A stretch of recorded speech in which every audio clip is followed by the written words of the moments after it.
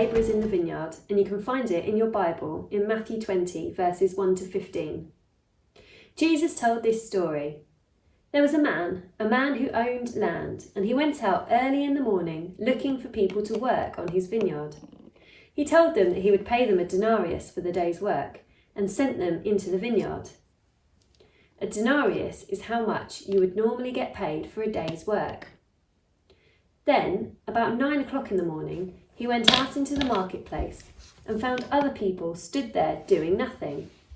He said to them, "Go and work in my vineyard, and I will pay you whatever is right." So they did. They went to work in his vineyard. He also went out at about lunchtime and then 3 o'clock in the afternoon, and he did the same thing. He asked more people to go and work for him in his vineyard, and they did.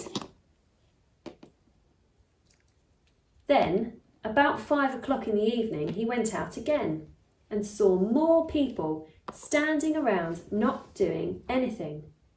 "Why are you just standing here?" he asked them. "Because nobody would hire us," they replied. "Go and work in my vineyard," he said to them, and they did. When the evening came, it was time for the workers to be paid. The ones who started work last came first and were each paid a denarius. But when the workers who had been working all day came to be paid, they expected to be given more. But they each received a denarius too. So when they were given their money, they complained loudly. "We have been working in the heat all day, but have been given the same amount of money as those who have only been working for an hour. It's not fair." The landowner looked at them.